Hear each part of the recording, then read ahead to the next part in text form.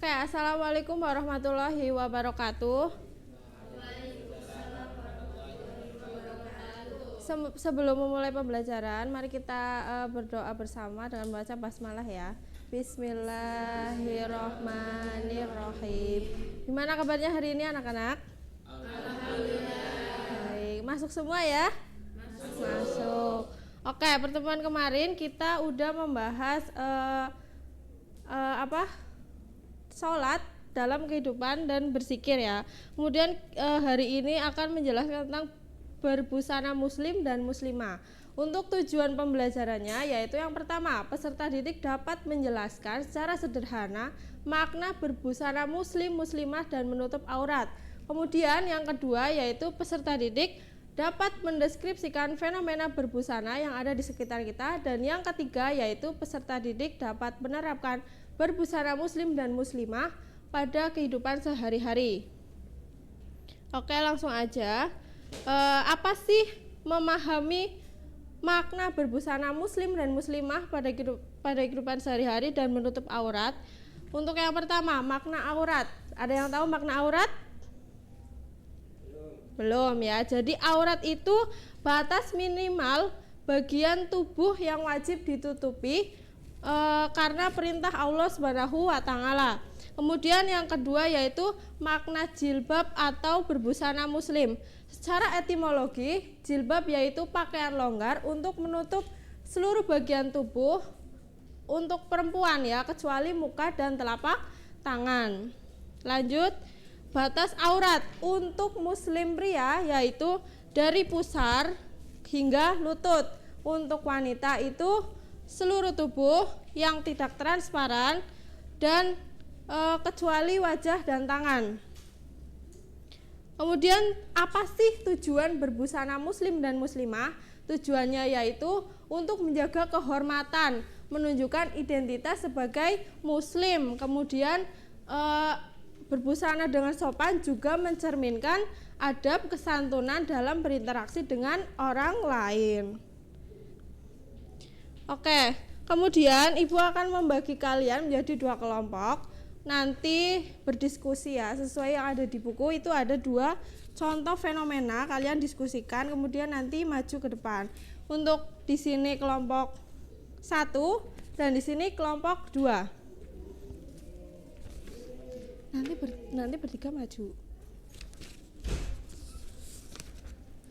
Nanti bertiga maju ya, 3 aja. Apa aja deh boleh.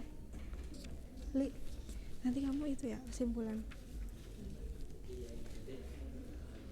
Ibu kasih waktu 2 menit ya untuk mendiskusikan. Dimulai dari sekarang.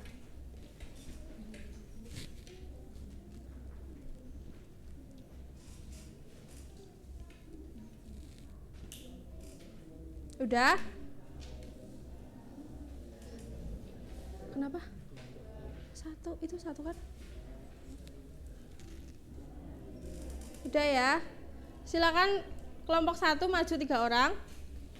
Kelompok 2 juga 3 orang. Maju deh. Enggak apa, maju aja.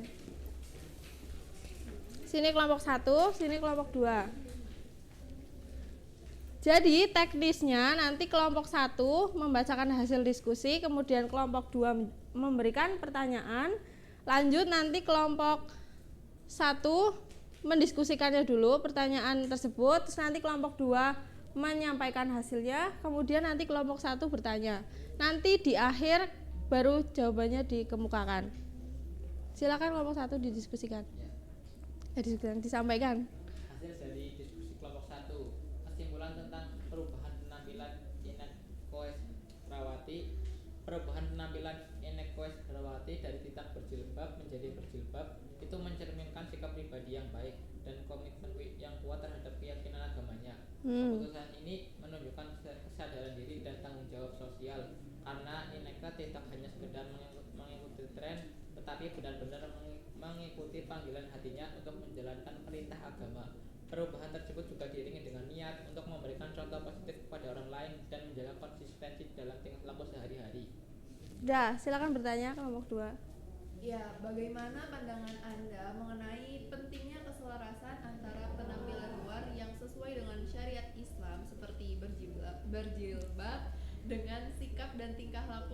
sehari-hari seorang muslimah. Oke, bisa diterima ya kelompok 1. Ya, Nah, kemudian kelompok 2 silakan membacakan hasil diskusinya. Hasil diskusi dari kelompok 2, pendapat tentang penggunaan jilbab di kalangan polisi wanita Poluan dan larangan di dunia kerja. Penggunaan jilbab di kalangan polisi wanita atau Poluan merupakan topik yang menarik dan relevan dalam konteks kebebasan beragama dan hak individu. Saya berpendapat bahwa Poluan yang ingin mengenakan jilbab seharusnya diberikan kebebasan untuk melakukannya. Oke, udah? Udah? Ya. Kemudian kelompok 1 silakan menyampaikan pertanyaan. Ya baik. Bagaimana peran perusahaan dan institusi pemerintah dalam mendukung kebebasan berbusana muslimah di tempat kerja dan lingkungan pabrik? Oke, bisa diterima ya? Oke, kemudian siapa yang menjawab pertanyaan di kelompok 2? Oke, silakan. Jawabannya adalah keselarasan antara penampilan luar yang sesuai dengan syariat Islam dengan sikap dan tingkah laku sehari-hari seorang muslimah sangat penting karena penampilan luar yang islami seperti berjilbab seharusnya mencerminkan nilai-nilai dan ajaran agama Islam yang dianut. Berjilbab bukan hanya tentang menutupi aurat, tetapi juga tentang membawa diri dengan cara yang mencerminkan akhlak yang baik, kejujuran, kesederhanaan, dan ketaatan kepada Allah Subhanahu wa Ta'ala. Ketika seorang muslimah berjilbab tetapi tetap menunjukkan sikap dan tingkah laku yang baik, itu memperkuat pesan bahwa busana syar'i tidak hanya sekedar simbol, tetapi juga bagian dari komitmen total untuk hidup sesuai dengan prinsip-prinsip Islam. Ini juga dapat menjadi teladan yang kuat bagi orang lain dan membantu menyebarkan pemahaman yang benar tentang nilai-nilai Islam dan dalam masyarakat. Oke, bisa diterima ya. Oke, langsung saja jawaban dari pertanyaan kelompok 1 bisa dijawab. Langsung aja. Ya. Jawabannya, perusahaan dan institusi pemerintah memiliki peran penting dalam mendukung kebebasan berbusana muslimah di tempat kerja dan lingkungan publik. Mereka dapat, yang pertama, mengembangkan kebijakan yang inklusif, 2, pendidikan dan pelatihan, 3, fasilitas dan dukungan, 4, kampanye kesadaran, 5, contoh dari pimpinan. Oke, bisa diterima ya? Bisa. Oke, silakan duduk ke tempat masing-masing. Terima kasih. Oke, pertemuan kali ini ada yang bisa menyampaikan kesimpulan? Oke, silakan. Ya, dalam Islam, berbusana muslim dan muslimah adalah bagian dari menjalankan ajaran agama yang berkaitan dengan menutup aurat dan menjaga kesopanan. Betul. Busana muslim bagi pria biasanya mencakup pakaian yang longgar dan menutupi tubuh dari pusar hingga lutut. Sementara busana muslimah bagi wanita meliputi pakaian yang longgar, tidak transparan dan menutupi seluruh.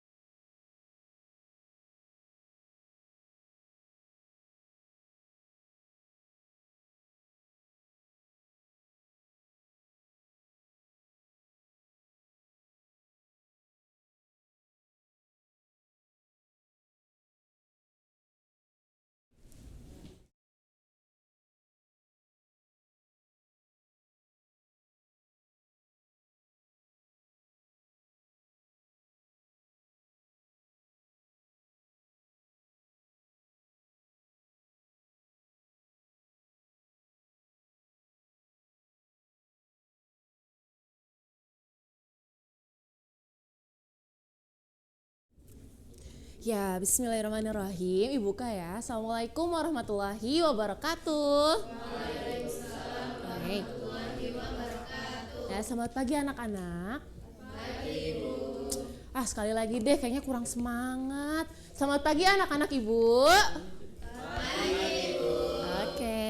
Nah gitu ya, harus semangat karena kalau misalnya kita semangat, nanti orang-orang sekitar kita juga ikut tertular dengan semangat kita. Oke, Ibu absen terlebih dahulu mungkin kali ya, Ibu cek kehadiran. Nah, ada yang tidak masuk hari ini?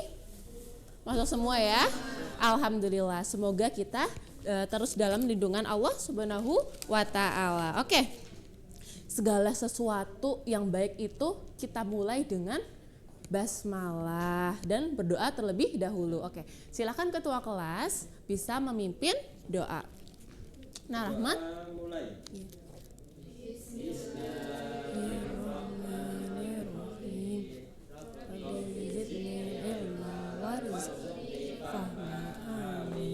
Ya alhamdulillah ya rabbil alamin. Nah, pada pertemuan kemarin ya kita sudah menjelaskan, kita sudah mempelajari tentang substansi dakwah dari Nabi Muhammad SAW. Nah, pada pertemuan kali ini kita akan mempelajari bersama-sama tentang strategi dakwah Nabi Muhammad SAW. Oke, Ibu mau menyampaikan sedikit mengenai dakwah Nabi Muhammad SAW itu ada dua. Ada dua apa aja? Ada yang tahu? Tidak ada yang tahu? Oke, yang pertama itu ada dakwah secara sembunyi-sembunyi atau diam-diam. Apa aja sih itu kalau misalkan dakwah sembunyi-sembunyi itu maksudnya apa? Maksudnya itu adalah dakwah yang hanya kerabat-kerabat dekat saja, hanya keluarga dekat saja yang didakwai gitu loh. Kalau misalkan dakwah secara terang-terangan, yang kedua itu adalah dakwah yang apa? Ada yang tahu? Ada yang tahu? Tidak? Oke. Dakwah secara terang-terangan itu adalah ketika Nabi Muhammad SAW itu naik ke atas bukit dan menyerukan kepada masyarakat di Mekah. Oke. Selanjutnya ya, untuk lebih menggali pemahaman kalian seputar dengan sejarah atau strategi dari dakwah Nabi Muhammad SAW ini, coba kalian perhatikan bab 5 yaitu di halaman 65, yaitu ada strategi perjuangan dakwah Nabi Muhammad SAW. Oke, di sini Ibu minta kalian membaca, Ibu kasih waktu 5 menit lalu kalian baca. Oke, waktu habis sudah. Ibu di sini mempunyai 2 kertas. 2 kertas ini Ibu akan bagi menjadi 2 kelompok ya. Nah, di sini nanti kelompok 1 silahkan menjelaskan strategi dakwah Nabi Muhammad SAW itu secara sembunyi-sembunyi. Lalu untuk kelompok 2 nanti silahkan menjelaskan dakwah secara terang-terangan seperti itu. Oke, sebentar.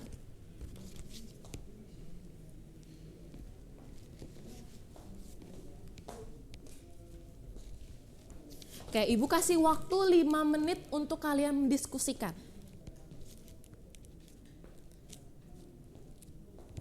Gimana? Ada kendala? Belum ada. Oke.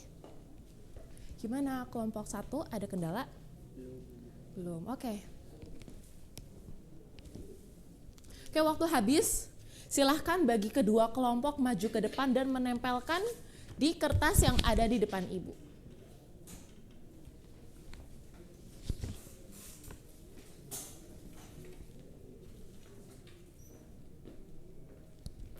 Tempelkan kelompok 1 di atas, di kelompok 2 di bawah. Ya.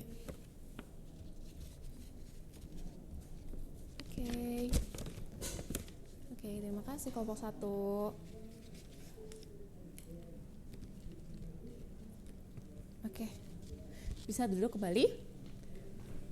Oke, Ibu tunjuk ya. Ibu tunjuk, nanti kalian maju ke depan untuk membaca hasil diskusi kalian. Oke, Nadia bisa bantu Ibu membaca di depan. Oke, silahkan dibaca dari kelompok 1 dulu. Baik, hasil diskusi dari kelompok 1, dakwah secara rahasia atau diam-diam, yaitu dakwah bil ansar, agar tidak menimbulkan keresahan dan kekecewaan di kalangan masyarakat Quraisy. Rasulullah SAW memulai dakwahnya secara sembunyi-sembunyi. Pada tahap ini Rasulullah memfokuskan dakwah Islam hanya kepada orang-orang terdekat, yaitu keluarga dan para sahabatnya. Rumah Rasulullah atau Darul Arqam dijadikan sebagai pusat kegiatan dakwah. Oke, terima kasih. Satu lagi silakan dibaca untuk kelompok 2. Hasil diskusi dari kelompok 2, dakwah secara terang-terangan atau dakwah bil jahar. Dakwah secara terang-terangan atau dakwah bil jahar dimulai ketika Rasulullah SAW menyeru orang-orang Mekah. Ia berdiri di atas sebuah bukit dan berteriak dengan suara lantang memanggil mereka. Dari kalangan keluarga, ia mengajak paman-pamannya termasuk Abu Lahab dan Abu Jahal yang terkenal sangat menantang dakwah Rasul. Mereka menolak mentah-mentah ajakan Rasulullah SAW. Oke, terima kasih Nadia. Silakan duduk kembali ya. Nah, seperti itu ya, bisa kita simpulkan bahwasannya dakwah Rasulullah SAW itu yang terjadi di Mekah itu ada dua. Apa aja? Tadi dakwah secara diam-diam dan satu lagi terang-terangan, seperti itu ya. Nah, kita bisa simpulkan bahwasannya kalau misalkan dakwah secara diam-diam itu ketika Nabi Muhammad itu datang ke rumahnya salah satu sahabat dan mendakwahkannya kepada hanya keluarga dan sahabat-sahabatnya. Sementara ketika dakwah secara terang-terangan, mereka itu berdakwah, Nabi Muhammad itu berdakwah melalui di atas bukit dan menyuruhkannya kepada seluruh masyarakat Mekah, seperti itu. Oke, Ibu rasa kalian sudah cukup paham ya, untuk kelompok 1 sudah cukup pintar, kelompok 2 sudah cukup keren ya, hebat bisa menyampaikan kesimpulannya, pemikiran kalian juga sangat hebat. Oke, kita bertemu di pertemuan selanjutnya ya. Ibu rasa cukup untuk pada hari ini. Kurang lebihnya mohon maaf. Wassalamualaikum warahmatullahi wabarakatuh.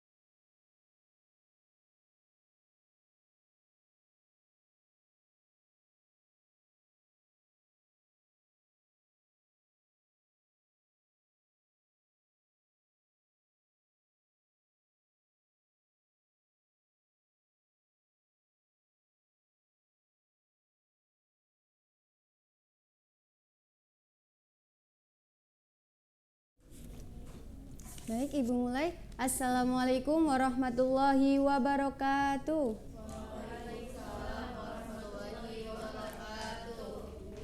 Selamat pagi anak-anak. Bagaimana kabar kalian? Alhamdulillah baik semua ya. Alhamdulillah. Sebelum memulai pembelajaran pada hari ini, alangkah lebih baiknya kita berdoa agar nanti pelajaran apa yang kita dapat, yang kita pelajari nantinya bisa menjadi berkah bagi kita. Berdoa mulai, berdoa selesai. Untuk mengecek kehadiran, Ibu absen terlebih dahulu ya. Fadila, Berliani, Nur Husen, Dini Aska, Lulu Syafi, Zika, Helmi Yusuf, Vita Nur, Rahmat Maulana, Nadia, Vina. Oke, hadir semua ya, alhamdulillah. Oke, anak-anak masih ingat nggak arti dari hadis yang berbunyi ad-doharu satrul iman? Siapa yang masih ingat? Enggak. Mbak dia ingat nggak? Artinya ini ya Bu, kebersihan sebagian dari iman. Ya betul sekali, alhamdulillah ada yang masih ingat. Ya, kebersihan itu sebagian dari iman. Ya, kebersihan itu adalah buah dari keimanan seorang muslim. Di kelas ini apakah sudah bersih? Sudah tidak ada sampah? Bersih Bu. Mungkin dari yang sebelah cowok ada sampah di bawah? Kalau ada sampah yang masih ada di bawah meja atau bawah kursi kalian, tolong dibuang terlebih dahulu ya. Sudah? Sudah. Kan kalau kelas kita bersih, nyaman, jadi enak buat belajar. Oke, langsung saja. Untuk hari ini kita akan belajar tentang menghindari akhlak madmumah dan melaksanakan akhlak mahmudah agar lebih nyaman dan berkah. Dalam pembahasan bab 8 ini kita akan mempelajari 3 poin. Yang pertama, menghindari sifat temperamental atau sifat ghadab. Sifat apa? Ghadab. Yang kedua, membiasakan perilaku kontrol diri. Kemudian yang ketiga ada membiasakan berani membela kebenaran. Langsung saja Ibu jelaskan terlebih dahulu ya. Nanti di akhir pembelajaran Ibu bagi menjadi 2 kelompok. Yang pertama ada menghindari sifat temperamental atau ghadab. Ghadab sendiri berasal dari bahasa Arab yang berasal dari kata ghadiba yaghdibu ghadiban. Apa tadi? Ghadiba yaghdibu ghadiban. Menurut istilah, ghadab berarti sifat seseorang yang mudah marah karena tidak senang dengan perilaku atau perbuatan orang lain. Ada beberapa faktor atau penyebab sifat temperamental atau suka marah. Di sini Ibu mau jelaskan ada 2. Yang pertama ada faktor fisik atau jasmaniah, yang kedua ada fisik rohaniah atau psikis. Yang pertama, faktor fisik, diantaranya seseorang yang kelelahan yang berlebihan. Kan biasanya kalau kita lagi capek terus kita gampang marah. Iya enggak?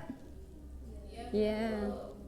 Kemudian yang kedua, kekurangan zat-zat tertentu dalam tubuh. Kemudian yang terakhir ada reaksi hormon kelamin.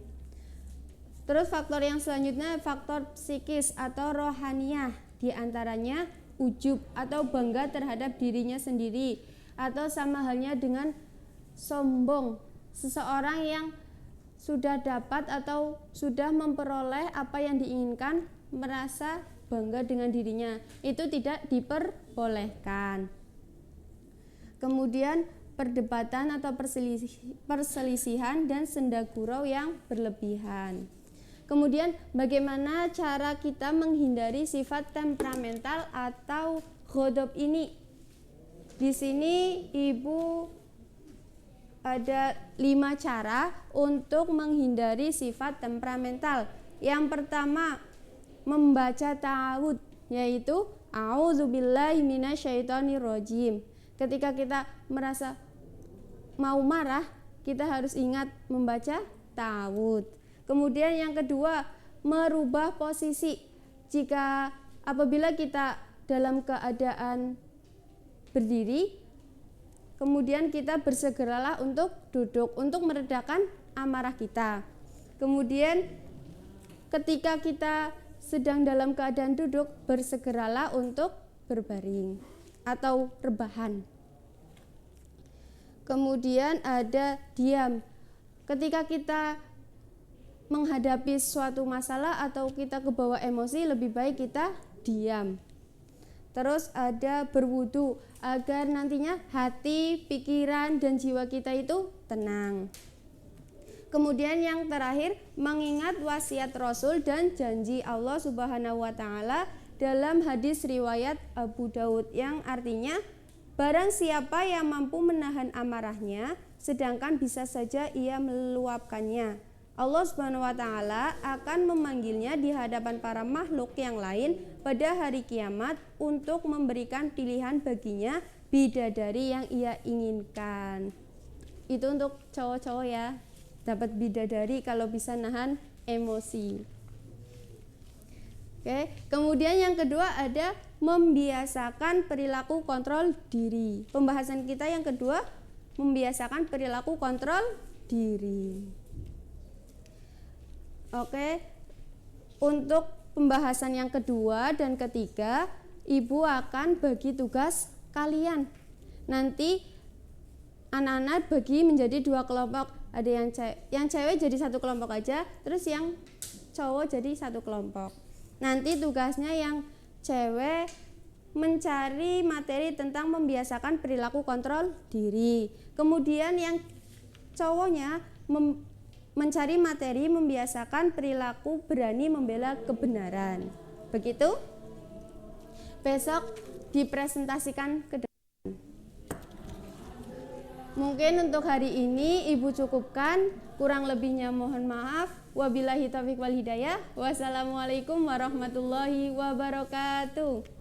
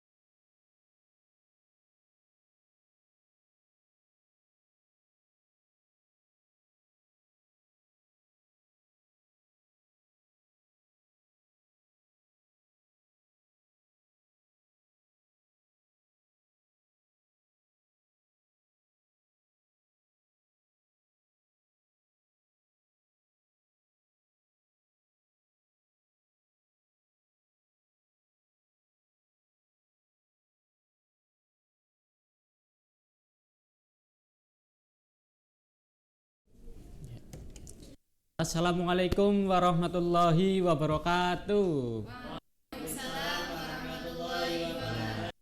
Selamat pagi anak. Oke, semoga kalian selalu dalam keadaan sehat selalu ya. Oke. Sebelum memulai pelajaran kali ini, sebaiknya kita membaca doa terlebih dahulu. Mulai. Berdoa selesai. Oke, alhamdulillah kita dapat berkumpul kembali ya di kelas 10 apa ini? 10B. Oke. Pada mata pelajaran PAI dan Budi Pekerti. Nah, sebelumnya ada siswa yang tidak berangkat di kelas ini? Berangkat semua. Oke, bagus. Oke, Bapak absen terlebih dahulu ya untuk Helmi, Rahmat, Lediva, Dini, Berliana, terus ya oke. Berangkat semua ya. Oke, baik teman-teman, pada pertemuan kali ini kita akan mempelajari tentang menjauhi pergaulan bebas dan perbuatan zina. Oke. Jadi teman-teman bisa buka dulu buku LKS-nya. Buka buku LKS pada halaman 143. Di situ ada bab tentang menjauhi pergaulan bebas dan perbuatan zina. Nah, pada hari ini untuk pembelajaran itu sistemnya kita menggunakan diskusi kelompok. Nah, jadi Bapak akan membagi anak-anak itu ke dalam 2 kelompok. Nah, dari anak yang depan bisa berhitung mulai dari Mbak ini, hitung 1 sampai 6. 2, 3, 4, 5, 6. 1, 2, 3, 4, 5. Ya. Berarti tadi 1 sampai 6 berarti termasuk kelompok 1 dan selanjutnya itu kelompok 2. Oke. Jadi tugas kalian di sini mendiskusikan tentang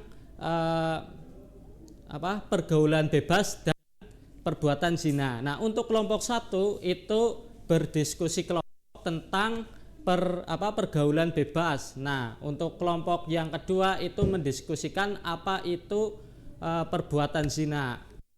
Oke. Sebelumnya ada yang ditanyakan? Ya, Mas Helmi. Saya mau nanya, apakah setelah diskusi kelompok hasil diskusi dipresentasikan Pak? Oke, jadi sesudah kita berdiskusi, nanti kelompok itu akan mengirimkan satu perwakilan untuk mempresentasikan hasil diskusi kelompok. Dan setelah itu berurutan sampai ke kelompok 2. Nah, oke. Bapak beri waktu 15 menit, apakah cukup untuk berdiskusi? Cukup, oke. Baik, untuk kelompok 1 bisa merapat ke kelompoknya masing-masing dan kelompok 2 bisa merapat ke kelompok masing-masing. Oke, kita mulai ya. Kita mulai dari sekarang. Oke.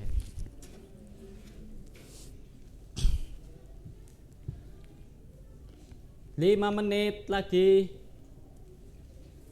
1 menit lagi. Oke, cukup, waktunya habis. Nah, sekarang Bapak ingin menunjuk salah satu perwakilan kelompok nih. Pertama, kelompok 1 coba maju mempresentasikan hasil dari diskusi kelompoknya.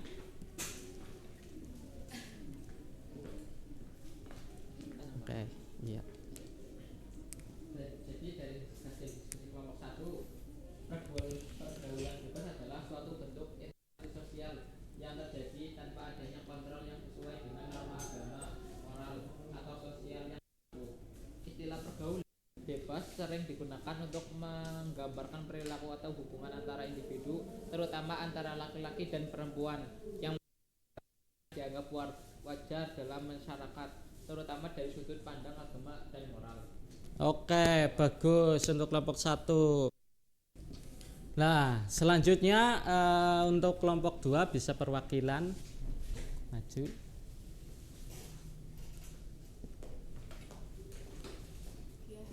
Hasil diskusi kelompok 2, perbuatan zina adalah perbuatan yang melanggar ajaran Islam karena melibatkan hubungan seksual di luar pernikahan yang sah menurut syariat Islam. Zina merupakan dosa besar dan dilarang keras oleh Allah SWT. Tindakan ini dianggap merusak moral, menghancurkan martabat individu, serta memiliki dampak negatif terhadap masyarakat. Oke, bagus. Beri aplaus buat kita semuanya. Nah, jadi itu ya hasil dari diskusi 1 dan kelompok 2. Nah, kan kalian ini berdiskusi nih. Sekarang Bapak ingin bertanya nih, apa dampak negatif dari pergaulan bebas dan perbuatan zina? Ada yang ingin menjawab apa dampak negatif? Ya, ya Mbak. Ya, coba. Oke, jadi dampak negatif dari pergaulan bebas dan zina dapat meningkatkan resiko terkena penyakit menular seksual yaitu HIV atau AIDS. Oke, betul. Nah, selanjutnya ada yang ingin menjawab lagi? Ya, monggo. Jadi dampak negatif dari pergaulan bebas yaitu pergaulan bebas dapat merusak hubungan sosial dan keluarga. Contohnya stigma buruk masyarakat dan perpecahan keluarga. Ya, bagus ya. Jadi contoh dampak negatif itu rusaknya hubungan sosial dan rusaknya hubungan sosial dalam masyarakat ataupun keluarga ya. Selanjutnya ada lagi ya. Pergaulan bebas dan zina itu merusak akhlak dan moral seseorang, Pak. Oke, bagus. Oke. Ada lagi? Pergaulan bebas dan zina dapat menjauhkan pelakunya dari ajaran agama dan pelaku dapat dosa besar. Oke, bagus. Oke, jadi itu tadi ya dampak negatif dari perbuatan zina dan pergaulan bebas. Nah, untuk sekarang berhubung waktu sudah habis, Bapak akan memberikan pekerjaan rumah, yaitu menulis isi kandungan ayat surat Al-Isra.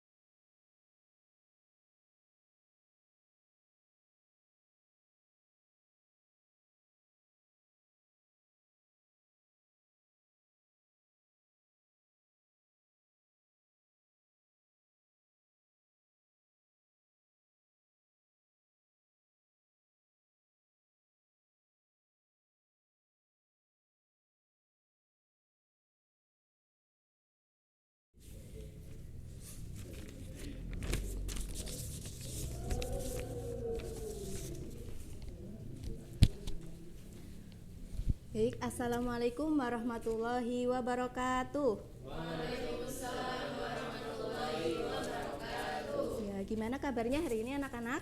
Alhamdulillah. Alhamdulillah sehat semua ya. Ya, sebelum mulai pembelajaran, alangkah baiknya kita berdoa terlebih dahulu ya. Berdoa mulai, berdoa selesai.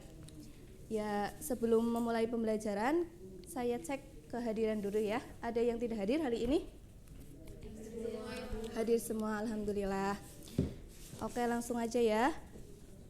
Pertemuan kemarin kita udah membahas tentang perilaku syaja'ah. Ada yang masih ingat nggak? Apa sih itu syaja'ah? Syaja'ah artinya berani. Ya, betul sekali Mbak Vina. Syaja'ah artinya berani. Mungkin ada pendapat lain, mungkin pengertian secara lebih luasnya. Saya Bu, Iya, silakan. syaja'ah itu keteguhan hati, kekuatan pendirian untuk membela dan mempertahankan kebenaran secara jantan dan terpuji. Ya, betul sekali. Jadi semuanya sudah paham tentang materi syaja'ah kemarin ya. Kita lanjutkan materi hari ini yaitu tentang berperilaku jujur. Jujur itu artinya kita berkata sesuai dengan yang sebenarnya, tidak berbohong. Seperti yang telah dicontohkan oleh Rasulullah Nabi Muhammad SAW saat beliau berdagang. Beliau itu selalu berkata jujur dengan kondisi barang dagangannya. Dan perilaku jujur itu ada 3 macam. Yang pertama ada jujur dalam niat dan kehendak. Yang kedua ada jujur dalam ucapan. Dan yang terakhir ada jujur dalam perbuatan. Yang pertama jujur dalam niat dan kehendak, yaitu yang memotivasi gerakan atau langkah kita untuk melaksanakan perintah Allah Subhanahu wa taala.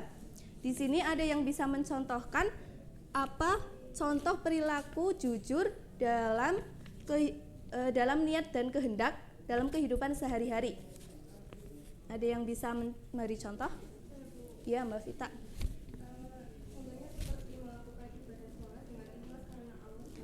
Ya, betul sekali. Kemudian yang kedua ada jujur dalam ucapan, yaitu berkata sesuai dengan apa yang sebenarnya terjadi, tidak berbohong. Ada yang bisa memberi contoh jujur dalam ucapan? Ya. Contohnya berjanji kepada seseorang dan menepatinya. Ya, betul sekali Mbak Lulu.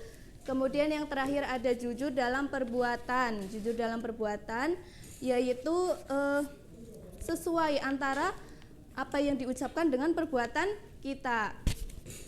Ada yang bisa mencontohkan contoh perilaku jujur dalam perbuatan? Ya, Mbak Nadia. Contohnya itu tidak mencontek saat ulangan. Ya, betul sekali. Jadi saat ulangan tidak boleh mencontek ya, harus jujur. Kemudian di sini Ibu mempunyai 4 gambar. Nanti Ibu bagikan, kalian diskusi dengan teman sebangku. Gambar ini termasuk ke dalam contoh perilaku apa dan alasannya karena apa. Ya.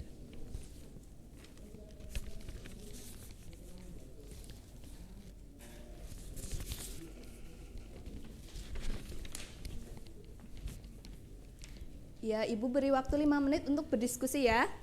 Nanti Ibu minta perwakilan untuk menyampaikan hasil diskusinya. Oke, sudah 5 menit ya. Sekarang Ibu minta perwakilan dari salah satu anak untuk menyampaikan hasil diskusinya. Ya, bisa maju boleh.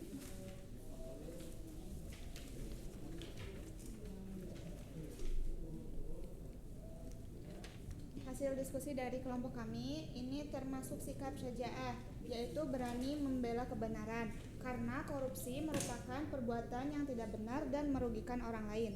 Berani mengkritik pemimpin yang bersikap zalim. Ya, betul sekali. Jadi korupsi itu termasuk memberantas korupsi itu termasuk sikap syaja'ah. Ya, betul sekali. Bisa duduk lagi Mbak Nadia. Kemudian yang selanjutnya ada yang mau maju lagi? Ya, silakan maju. Ya,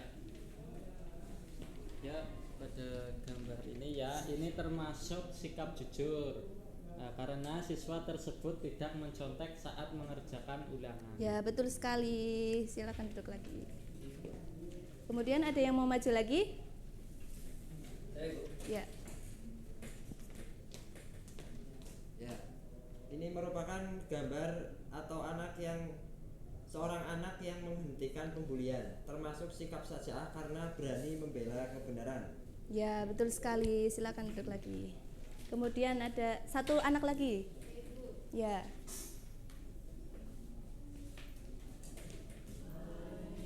Gambar ini termasuk contoh sikap jujur karena seorang pembeli membayar sesuai harga barang yang dibelinya. Ya, betul sekali Mbak Sika. Terima kasih.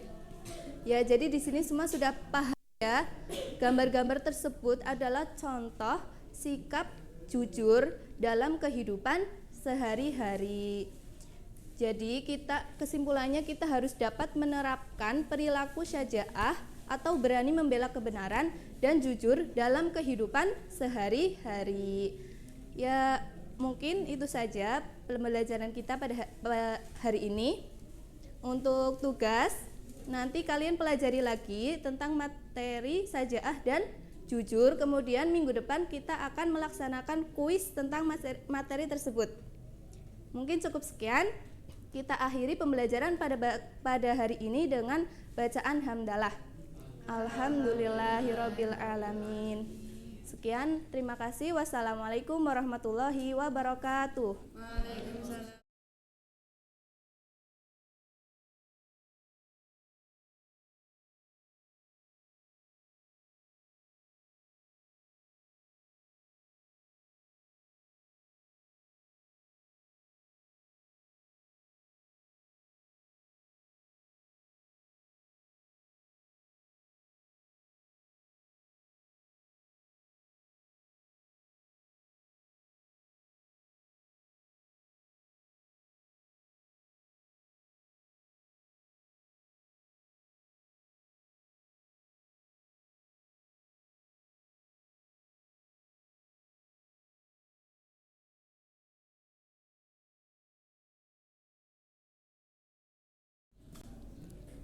Oke, bismillahirrahmanirrahim. Assalamualaikum warahmatullahi wabarakatuh. Waalaikumsalam warahmatullahi wabarakatuh. Apa kabarnya anak-anak? Oke, mari kita buka pembelajaran pada hari ini dengan membaca basmalah bersama-sama. Bismillahirrahmanirrahim. Oke, Ibu absen dulu ya sebelumnya. Fadilah. Oke, masuk semua ya, alhamdulillah nihil. Jadi anak-anak, tujuan pembelajaran kita pada hari ini itu adalah nantinya kalian diharapkan akan mengetahui bagaimana caranya dan ketentuan penyelenggaraan jenazah, serta nantinya kalian dapat mempraktekkan penyelenggaraan tersebut dengan benar sesuai dengan syariat Islam.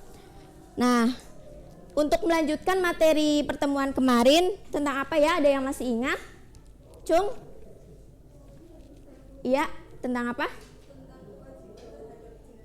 Iya, betul sekali. Jadi untuk melanjutkan materi tersebut hari ini kita akan membahas tentang langkah-langkah dari pengurusan jenazah. Jadi anak-anak seperti yang kalian udah sering dengar nih, pasti kalian udah tahu firman Allah dalam Al-Quran surat Ali Imran ayat 185, yaitu yang berbunyi kullu nafsin dha'iqatul maut, yang artinya setiap yang bernyawa pasti akan mati. Nah, jadi pada intinya itu kematian pasti akan menjemput kita tanpa melihat kondisi kita, baik itu anak-anak, bayi maupun sudah dewasa. Nah, untuk kapannya itu hanya Allah yang tahu, wallahu a'lam. Nah, maka dari itu muslim ataupun muslimah yang sudah dinyatakan meninggal dunia, ada beberapa hal yang harus diperhatikan dalam pengurusannya. Ada 4 hal. Yang pertama itu ada memandikan jenazah, yang kedua itu mengkafani jenazah, kemudian menyolati jenazah, dan yang terakhir ada menguburkan jenazah. Oke, bagaimana caranya? Kita bisa simak bersama-sama di video pembelajaran yang akan Ibu tampilkan.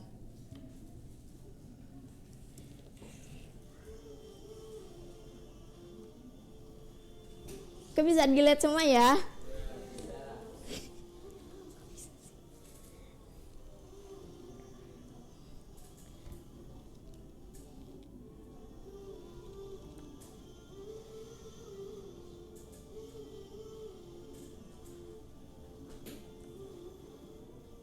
Oke, sudah selesai. Ibu akan membagi kalian menjadi 3 kelompok. Jadi nanti setiap kelompok itu berdiskusi dengan materi yang berbeda-beda. Kelompok 1 mendiskusikan mengenai tata cara dan juga ketentuan tentang memandikan jenazah. Kelompok 2 tata cara dan ketentuan mengkafani jenazah, dan yang terakhir kelompok 3 tentang ketentuan dan juga cara menyolati jenazah. Nah, ini kelompok 1 ada 4 orang, kelompok 2 4, terus terakhir kelompok 3 orang sisanya. Jadi nanti ibu kasih 10 menit untuk mendiskusikan tentang materi yang kalian dapatkan sesuai dengan tadi yang ada di video pembelajaran ya. Oke, silakan waktu diskusi ibu mulai dari sekarang.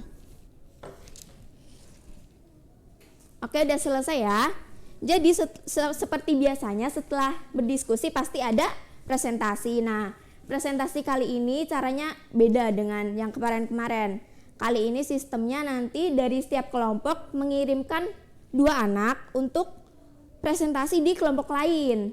Jadi nanti kelompok 1 mengirimkan 1 anggotanya ke kelompok 2 dan 1 orang ke kelompok 3. Begitu pula kelompok 2 dan juga kelompok 3. Nah, nanti setiap presentasi ibu kasih waktu 8 menit saja. Nah, presentasinya urut sesuai dengan kelompoknya. Kelompok 1 dulu, kemudian kelompok 2, lalu kelompok 3. Oke, 8 menit pertama ibu mulai dari sekarang ya. Oke, selesai, selanjutnya kelompok 2 yang presentasi. Oke, silahkan. Oke, sudah selesai. Sekarang yang terakhir, kelompok 3 presentasi. Ya, selesai. Alhamdulillah. Jadi semua sudah terpresentasikan kan? Dan semuanya sudah paham materi dari kelompok lainnya? Ya, bagus. Nah, karena waktunya sudah mau habis dan untuk menindaklanjuti pembelajaran kita pada hari ini, pada pekan depan ibu akan mengadakan praktek secara individu untuk mempraktekkan 3 hal. Ada yang tadi memandikan jenazah, lalu ada mengkafani jenazah, dan yang terakhir ada menyolati jenazah. Nah, setiap anak itu mempresentasikan 1. Nah, gimana untuk menentukan presentasinya apa? Ibu nanti ada sesuatu. Jadi nanti kalian ambil satu-satu untuk bisa tahu besok mau presentasi apa. Ini. Aduh. Jadi nanti kalian tarik 1 dan nanti di sini ada ketentuannya nih. Nanti kalian dapat apa? Bisa dilihat di sini ya. Bisa dimengerti nggak? Bisa. Oke, ibu mulai dari sini ya.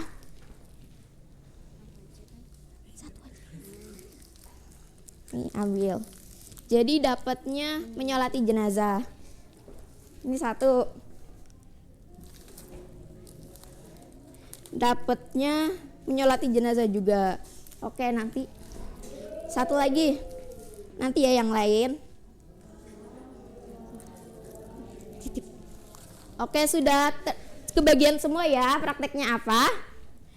Bisa dipelajari di rumah biar nanti pas praktek tidak lupa ya. Bisa maksimal nanti pas prakteknya. Oke, mungkin pembelajaran kali ini Ibu cukupkan. Ibu mohon maaf apabila ada banyak kekurangan ataupun kesalahan. Oke, mari kita tutup pembelajaran kali ini dengan membaca basmalah bersama-sama. Hamdalah bersama-sama. Oke, semangat dan jangan lupa belajar di rumah. Ibu pamit dulu ya. Wassalamualaikum warahmatullahi wabarakatuh.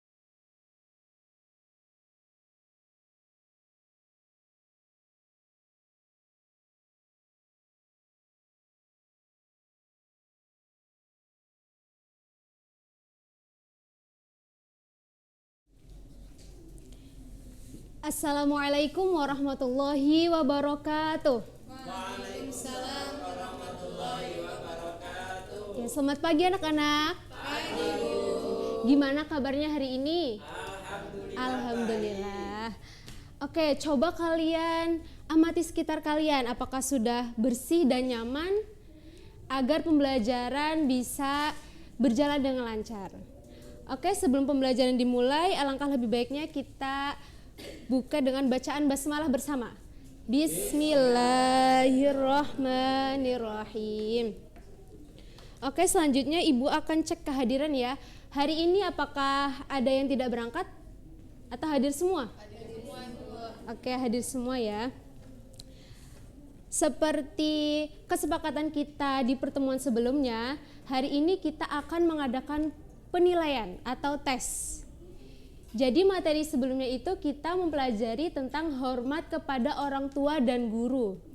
Nah, orang tua dan guru itu harus kita hormati karena mereka itu berperan penting dalam kehidupan kita.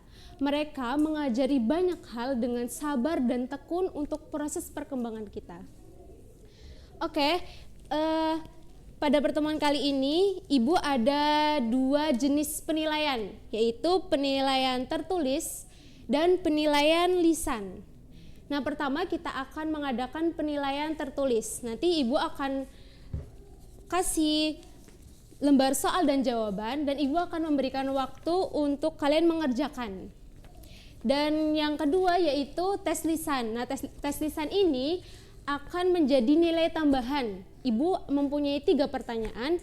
Nanti siapa yang cepat dan tepat akan Ibu beri tambahan nilai. Bisa dipahami anak-anak? Oke, sekarang kita tes tertulis dulu ya. Ibu kasih soalnya dulu.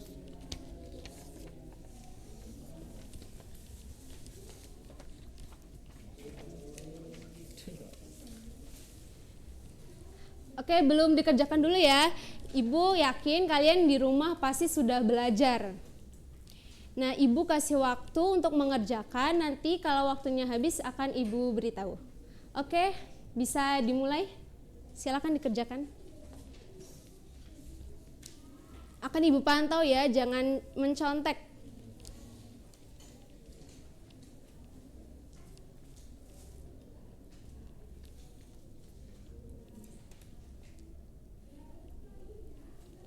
Ayo Mbak Dini dikerjakan.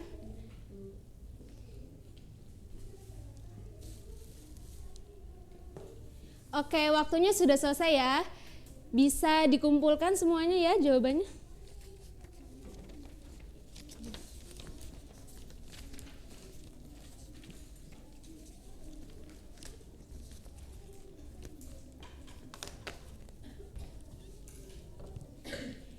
Oke, selanjutnya Ibu akan melakukan penilaian secara lisan.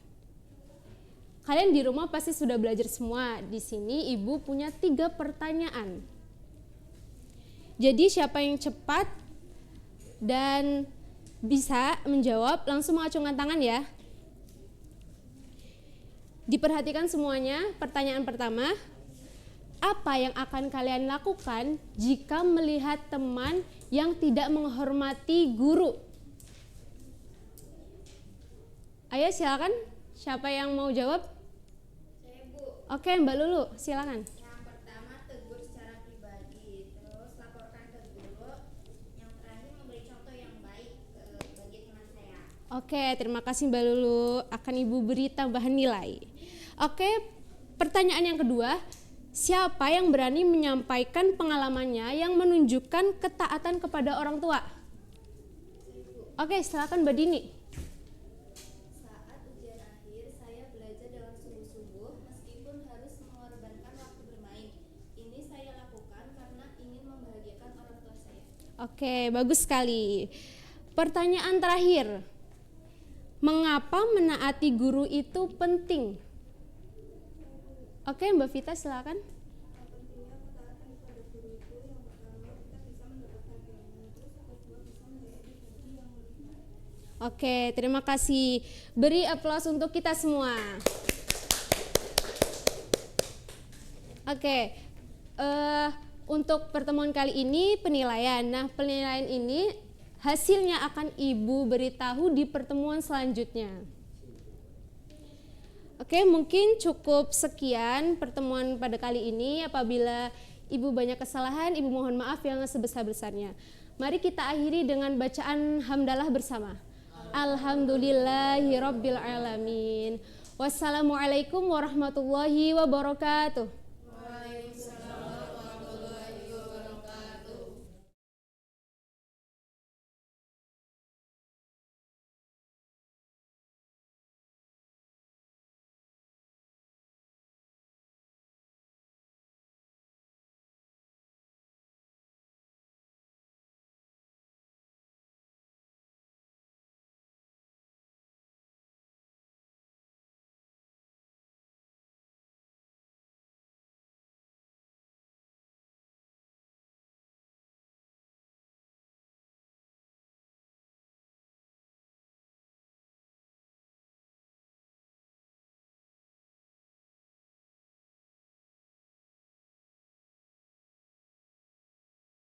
Bismillahirrahmanirrahim. Assalamualaikum warahmatullahi wabarakatuh. Waalaikumsalam warahmatullahi wabarakatuh.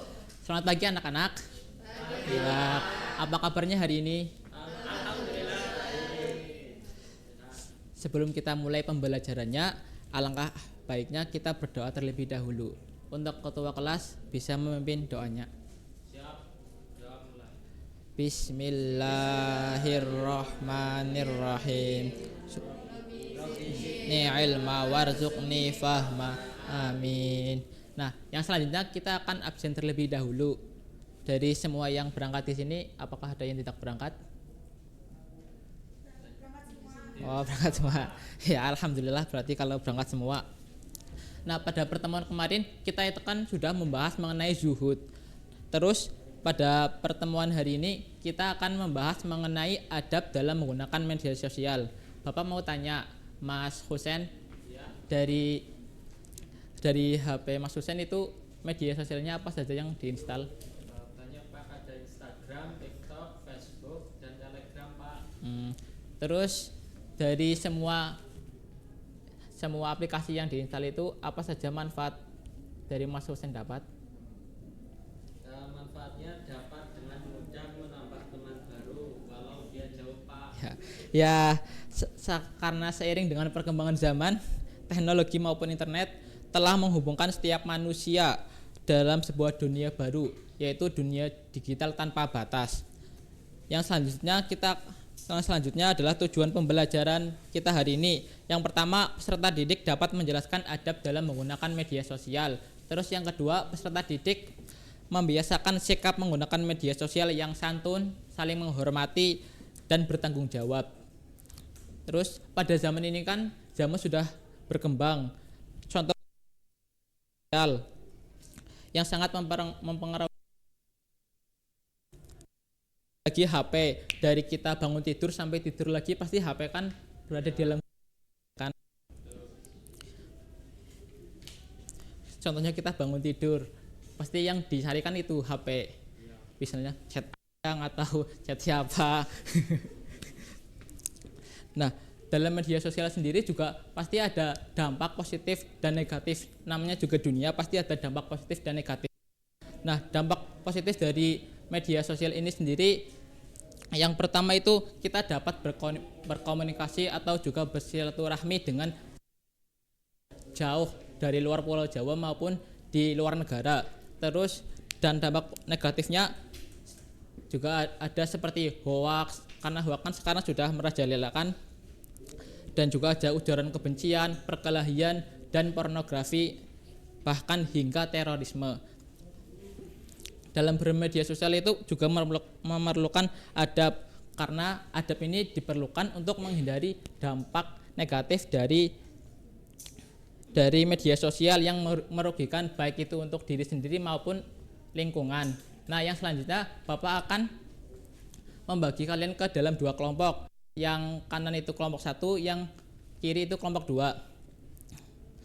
Jadi Bapak minta kalian mencari contoh-contoh dari adab dalam menggunakan media sosial dalam kehidupan sehari-hari.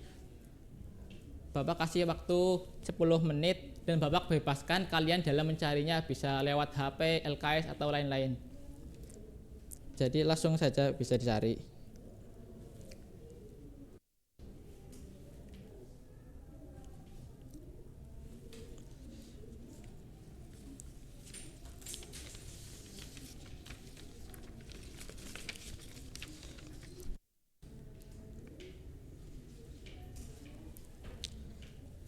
Ya, mungkin sudah selesai ya. Untuk kelompok 1 bisa langsung maju dan mempresentasikannya. Oh iya dia.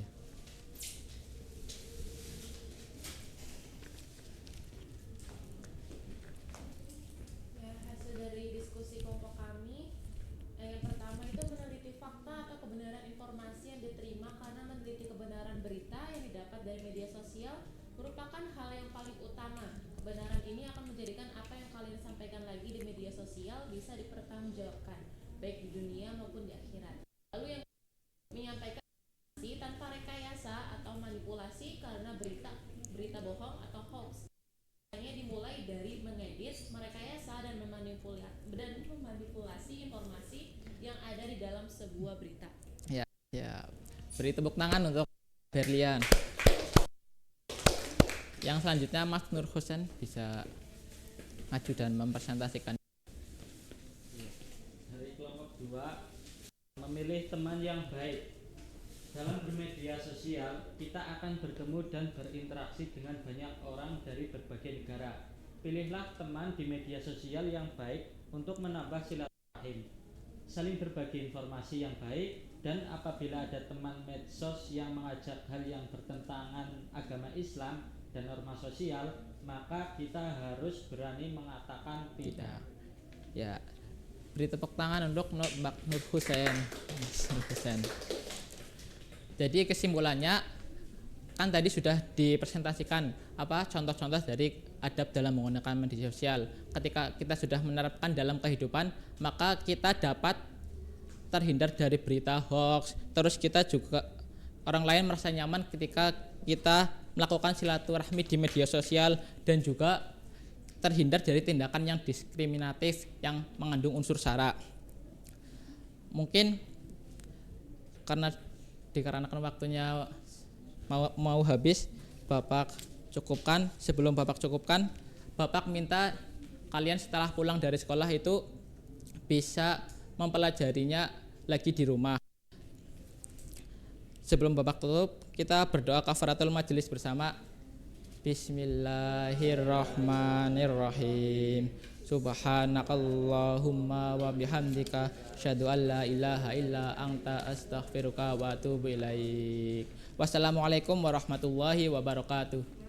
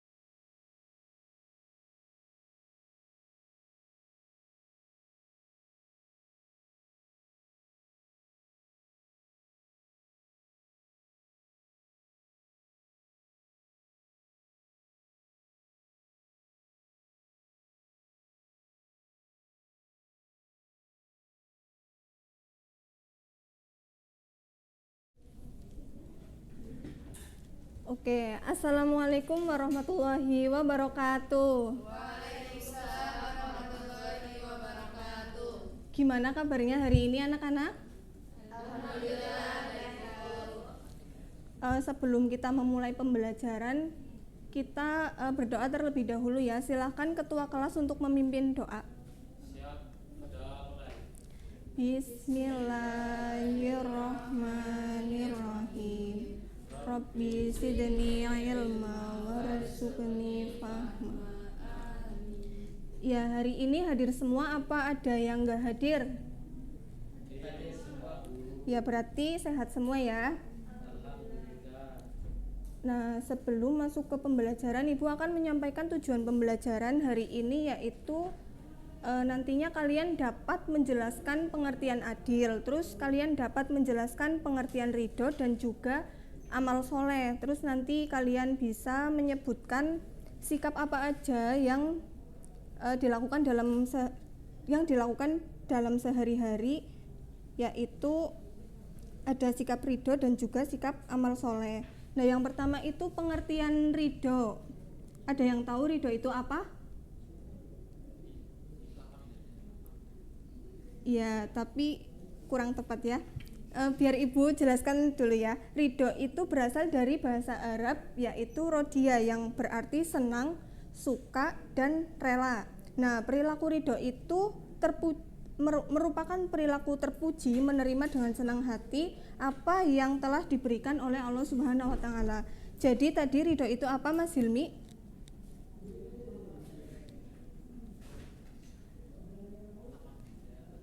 Ya, benar. Terus yang kedua yaitu ada pengertian adil. Nah, adil juga berasal dari bahasa Arab, yaitu al-adlu, yang artinya tidak berat sebelah atau tidak berpihak, juga bisa dikatakan sebagai profesional. Nah, adil juga bisa dikatakan sebagai menetapkan bahwa yang benar adalah benar dan yang salah adalah salah. Jadi kalau misal si A melakukan sesuatu yang benar, ya berarti itu benar karena sudah ada bukti, sudah ada sesuatu yang dikatakan benar. Jika si B melakukan kesalahan dan itu sudah terbukti salah, jadi si B dikatakan salah. Jangan si A benar terus dikatakan salah, si B salah dikatakan benar. Itu artinya nanti kita tidak adil. Tidak apa? Adil. Ya, terus yang ketiga yaitu amal soleh atau beramal soleh, yaitu perbuatan yang baik atau sebuah proses yang baik sehingga nantinya dapat menghasilkan sesuatu yang baik juga. Nah, kalau kita memperbanyak amal soleh, kita juga sama saja dengan memperbanyak cara atau jalan untuk memperoleh sesuatu yang baik nantinya. Terus ada macam-macam adil. Nah, yang pertama ada adil kepada Allah, adil kepada diri sendiri, dan juga adil kepada orang lain. Terus yang keempat ada adil juga terhadap apa, ada yang tahu? Belum. Yang keempat itu adil kepada makhluk hidup atau kepada lingkungan sekitar. Yang pertama tadi adil kepada siapa? Kepada Allah. Terus yang kedua adil terhadap diri sendiri. Yang ketiga adil terhadap orang lain. Dan yang keempat adalah adil terhadap makhluk hidup atau lingkungan sekitar. Nah, terus ada hikmah dari adil. Kalau misalnya kita melakukan adil, kita nantinya akan mendapat hikmah. Yang pertama, kita bisa mendekatkan diri kepada Allah. Terus yang kedua, bisa menghindarkan diri dari perpecahan atau perpisahan. Terus yang ketiga, bisa menciptakan kerukunan dalam hidup. Dan yang terakhir nanti bisa terciptanya rasa aman dalam diri kita. Terus yang terakhir itu ada sikap ridho. Ada yang tahu sikap ridho itu seperti apa? Belum? Nah, yang pertama, sikap ridho itu selalu berpikir positif. Yang kedua, selalu berikhtiar dan bertawakal kepada Allah. Dan yang ketiga, kita bisa mensyukuri nikmat sekecil apapun. Dan yang terakhir, tidak berkeluh kesah. Kalau misal kita diberikan nikmat yang pas-pasan ya, atau kita hidup sederhana, kita itu tidak boleh berkeluh kesah, tapi kita harus ridho dengan apa yang diberikan oleh Allah Subhanahu wa taala. Sampai di sini ada yang ditanyakan?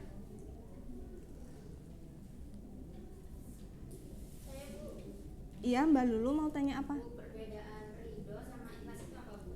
Perbedaan ridho dan ikhlas. Nah, jadi kalau ridho itu kan seperti percaya dengan apa yang menimpa kita, itu baik suka maupun duka itu yang terbaik menurut Allah. Jadi Allah itu memberikan yang terbaik untuk kita. Terus kalau ikhlas itu suatu sikap atau perbuatan yang dilakukan hanya demi dan karena Allah Subhanahu wa taala tanpa mengharapkan imbalan dan juga pujian dari orang lain. Begitu Mbak Lulu, bisa dipahami? Yang lain bisa dipahami? Sebelum menutup pembelajaran kali ini, ada yang mau menyebutkan sikap ridho tadi itu apa?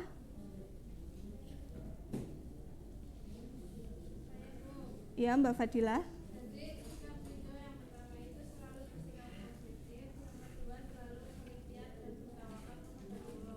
Iya benar. Ada yang mau menyebutkan lagi?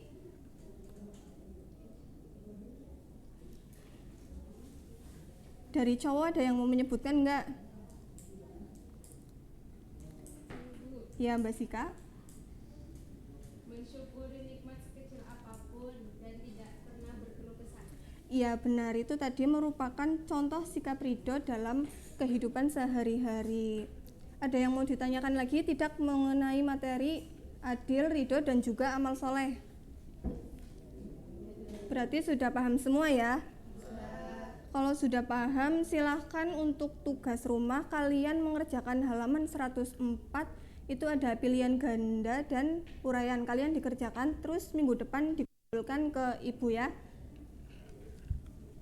Jika kalian sudah paham, mungkin cukup sekian materi pembelajaran hari ini. Kurang lebihnya mohon maaf. Mari kita baca doa kafaratul majelis bersama-sama. Bismillahirrahmanirrahim. Subhanakallahumma wa bihamdika asyhadu alla ilaha illa anta astaghfiruka wa atubu ilaik.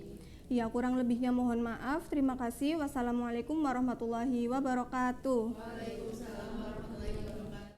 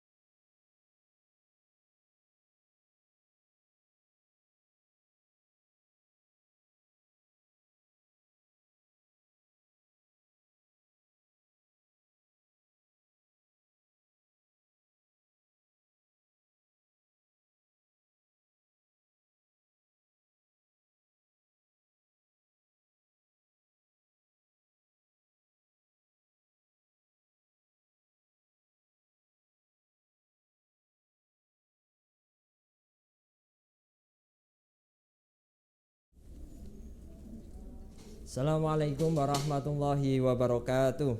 Waalaikumsalam warahmatullahi wabarakatuh. Bagaimana kabarnya anak-anak? Alhamdulillah. Sehat? Sehat. Baik? Baik.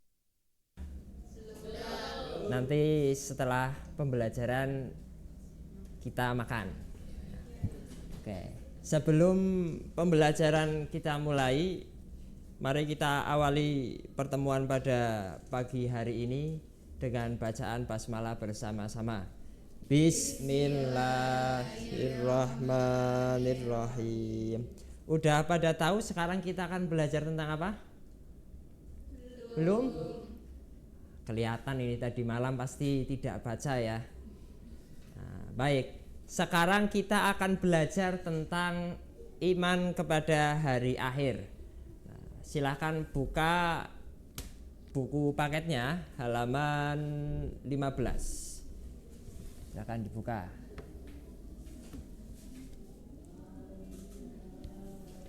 Bapak akan menjelaskan terlebih dahulu tentang hari akhir. Hari akhir itu adalah hari kiamat yang diawali dengan pemusnahan alam semesta. Semua manusia sejak zaman dari Nabi Adam alaihissalam sampai terjadinya hari akhir akan dibangkitkan untuk mendapatkan balasan semua amal perbuatan mereka. Menurut ilmu geologi, bumi beredar karena adanya daya tarik matahari. Ketika daya tarik matahari terhadap bumi berkurang, akibatnya bumi akan bergeser dari matahari sehingga putaran bumi semakin cepat dan akan mengalami nasib seperti meteor.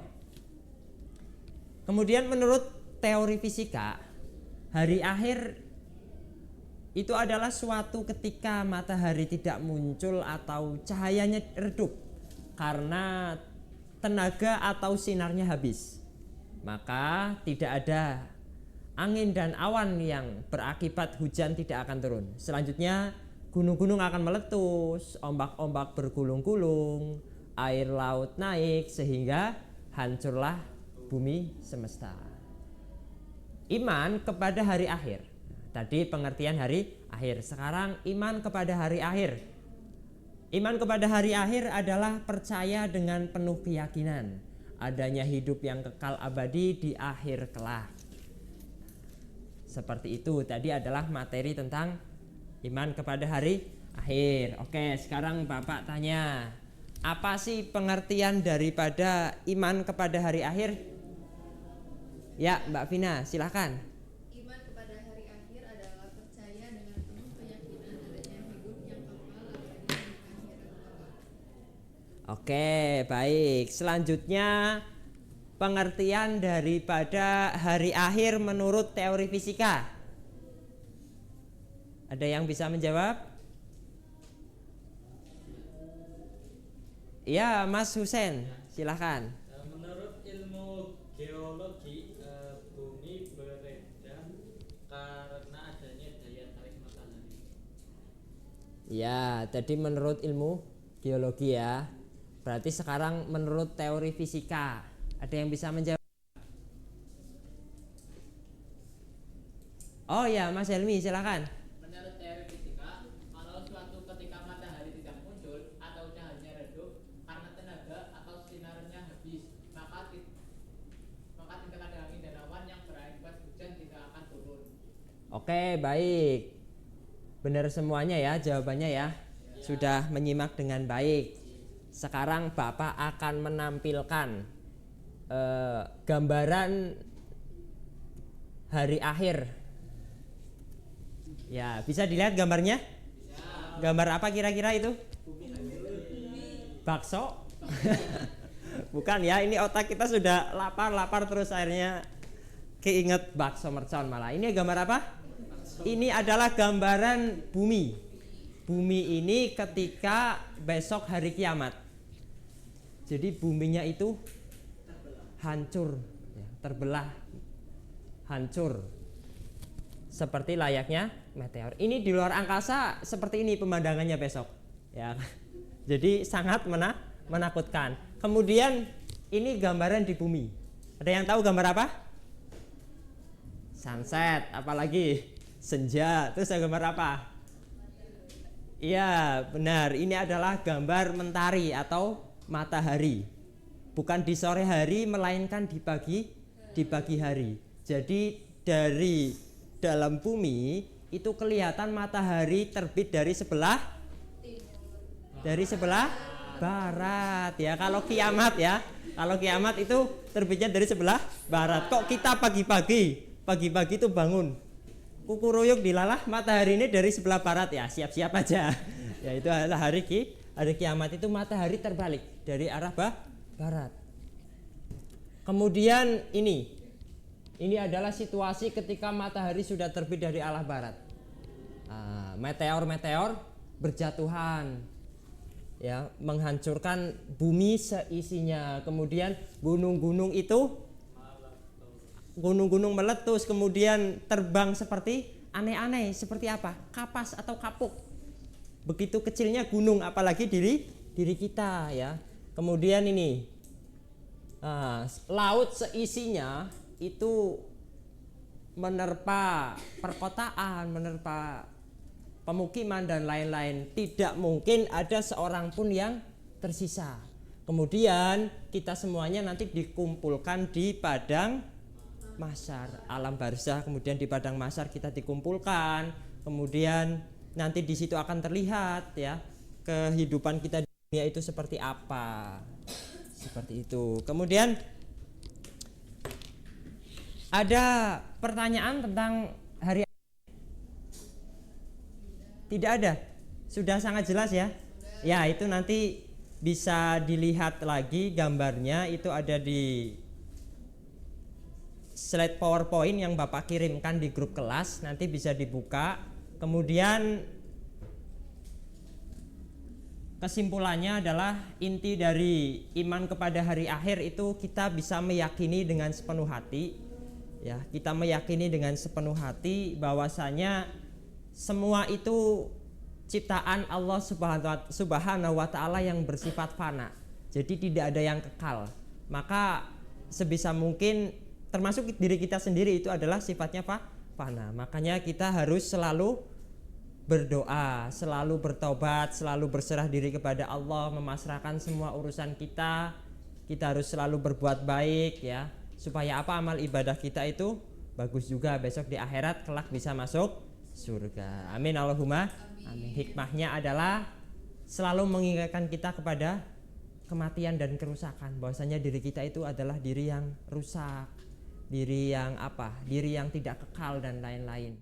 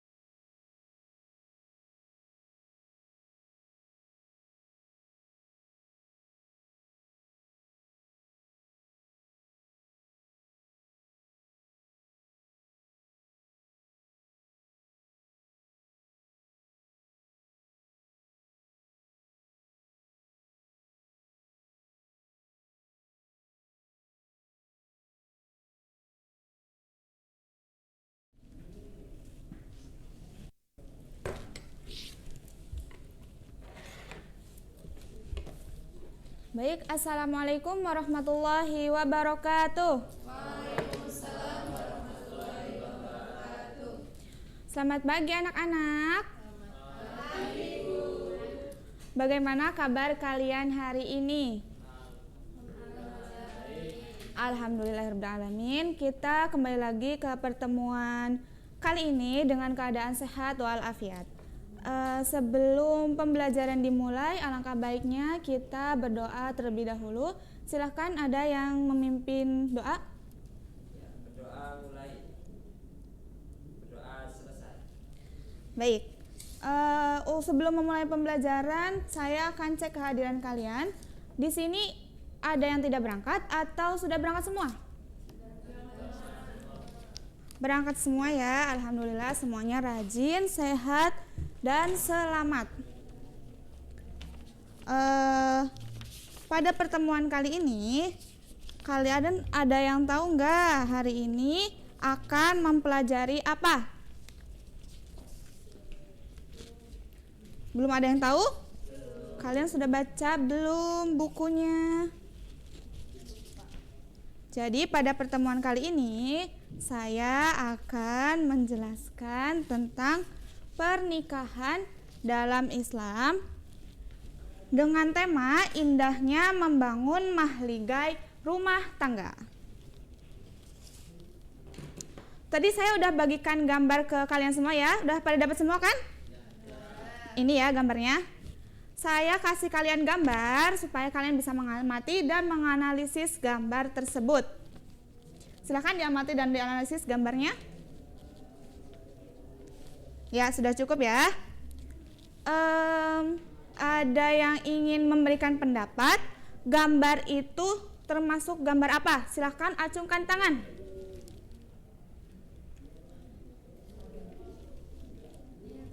Ya? Ini gambar orang tua yang sayang anak. Ya, betul sekali. Itu juga termasuk dari gambar orang tua yang sayang anak. Silahkan. Ada lagi yang ingin menjawab? Itu gambar apa? Ya? Keluarga yang harmonis. Ya, betul. Ini juga termasuk dari gambar keluarga yang harmonis.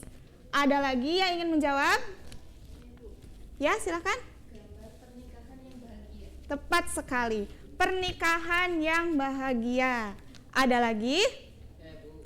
Ya, silahkan. Ini gambar suami istri yang romantis. Suami istri yang romantis? Iya, betul sekali. Ini gambar suami istri yang sangat romantis. Jadi, yang ingin saya jelaskan pada pertemuan kali ini, pernikahan dalam Islam merupakan sebuah pondasi dari rumah tangga yang harmonis, dari rumah tangga yang sakinah, mawaddah dan warohmah. Pernikahan yang baik tentunya akan menimbulkan rumah tangga yang baik juga.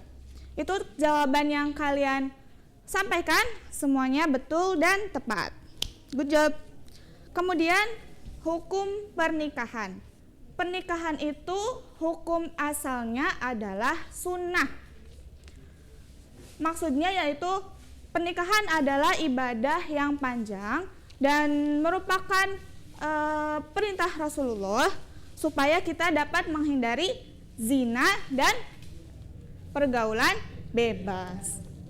Nah, selain hukum pernikahan itu ada sunnah, ada juga hukum pernikahan yang lain. Ada yang mau menyebutkan hukum pernikahan dalam Islam yang selain sunnah? Ya, silahkan. Hukum pernikahan bisa jadi haram apabila diniatkan untuk bermain-main. Iya, betul sekali. Jadi selain sunnah, pernikahan itu juga haram apabila diniatkan dengan niat yang tidak benar. Betul? Saya kasih gift buat kamu. Ada lagi yang ingin menjawab selain hukum pernikahan sunnah dan haram? Ada lagi? Silahkan, Mbak Zika. Bisa juga wajib apabila hidupnya sudah mencukupi dan segi jasmaninya sudah mendesak. Iya, betul sekali. Ya, good job. Jadi pernikahan itu hukumnya tadi ada apa? Sunnah, haram, dan bisa juga wajib. Apabila dari segi semua sisi sudah terpenuhi. Saya kasih gift buat Mbak Zika. Nah, itu tadi ketentuan pernikahan dalam Islam. Kemudian ada dalil pernikahan dalam Islam. Siapa yang ingin maju menurut dalil pernikahan dalam Islam? Ada yang berani nggak maju buat menyebutkan dalil pernikahan dalam Islam? Ayo, ya Mbak. Silahkan tulis.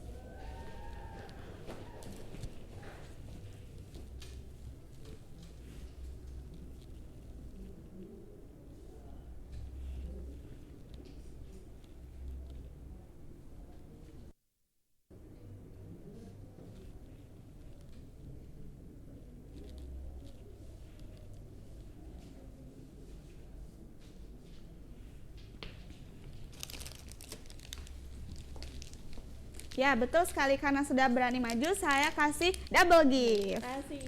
Ya, ini jawabannya Quran surat Ar-Rum ayat 72. Jadi dalil dari pernikahan itu ada pada Quran surat Ar-Rum ayat 72. Ini jawabannya tepat sekali. Kita kasih aplaus buat yang sudah berani maju. Ya, mungkin cukup materi yang saya berikan pada pertemuan kali ini. Ada yang ingin memberikan kesimpulan dari materi hari ini? Silahkan, boleh maju. Baik, kesimpulannya adalah pernikahan adalah menghalalkan pergaulan laki-laki dan perempuan yang bukan mahram dan menjadi ibadah yang sangat panjang. Ya, betul sekali. Jadi kesimpulan dari materi kita hari ini itu ya, kalian sudah mendengar? Ya, ini saya kasih double gift buat kamu. Terima kasih, Bu. Beri aplaus buat teman kita yang sudah berani maju. Mungkin cukup sekian ya materi yang dapat saya sampaikan. Kalian sudah paham kan semuanya? Sudah. Kalau begitu saya beri kalian tugas. Tolong rangkum materi hari ini dan dikumpulkan di pertemuan depan. Baik, untuk mengakhiri pertemuan pada kali ini, kita ucapkan alhamdulillah bersama-sama.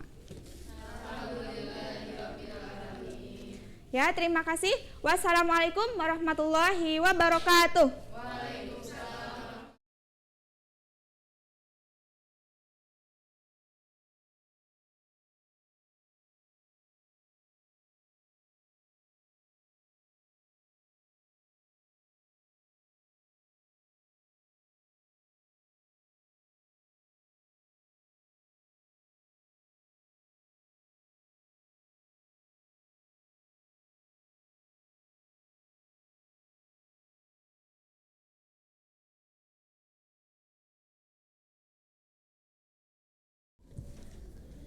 Assalamualaikum warahmatullahi wabarakatuh. Waalaikumsalam warahmatullahi wabarakatuh. Hari ini hadir semua ya? Iya Bu, hadir. Loh kok masih pada makan? Emang jam istirahatnya kurang? Kurang. Nah, yang masih makan silahkan makanannya disimpan terlebih dahulu ya. Nanti kalian makan lagi setelah pembelajaran telah selesai. Nah, buat yang makanannya udah habis, silakan sampahnya dibuang ke tempat sampah. Oke. Sudah? Ya. Oke, sekarang Ibu cek apakah kalian masih semangat hari ini. Harusnya masih ya. Harusnya kalian kan habis istirahat, harusnya ke recharge energinya ya. Coba Ibu tes dengan tepuk semangat. Masih ingat kan minggu kemarin? Ayo, 1, 2, 3. Tepuk semangat. Semangat.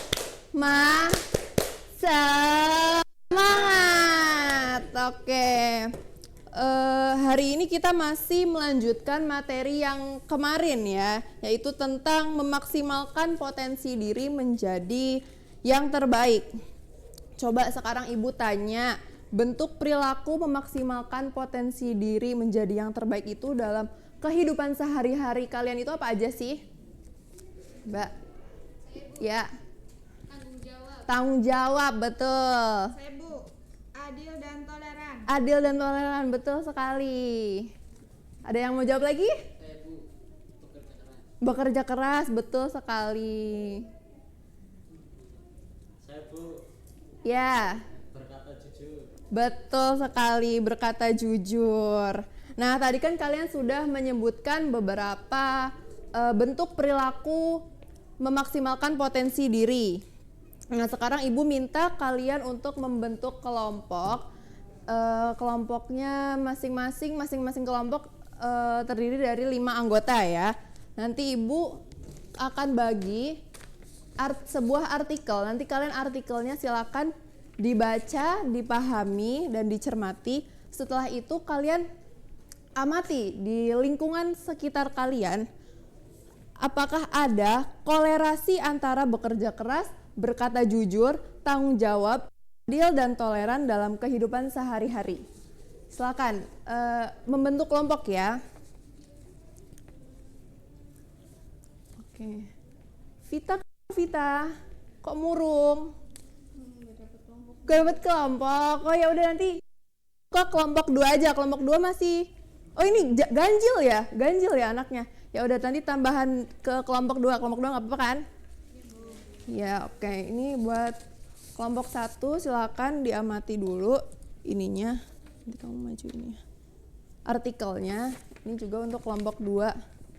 Kamu maju yang ini.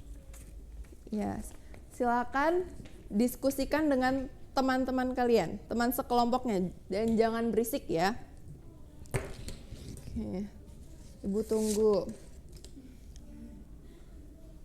Kelompok 2 udah selesai. Kok ribut? Udah selesai belum? Belum Bu. Oke, jangan ribut ya, jangan ganggu temennya. Kelompok 1 ada kesulitan? Aman ya? Aman Bu. Aman. Kelompok 2 aman? Aman. Oke.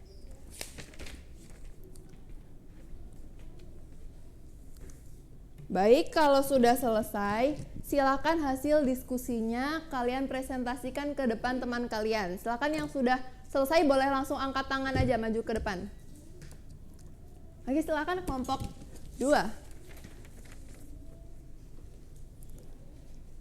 Hasil dari diskusi kelompok 2 yaitu tanggung jawab dan toleransi.